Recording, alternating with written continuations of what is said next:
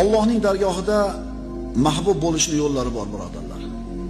Alloh bizga muhabbat qo'yish uchun birinchidan Qur'onni ma'nolarini tadabbur bilan, tafakkur bilan o'qishlik, ilm o'rganishlik. Mana ilm o'rganyapmiz hozir mashalar. Muhabbat haqida ozgina bir narsa o'rgandikmi? O'zimizni tekshiryapmizmi shu narsa bilan? Menda jinday ozroq ekan. Menda boshqa yo'q ekan muhabbat unaqa bo'lsa.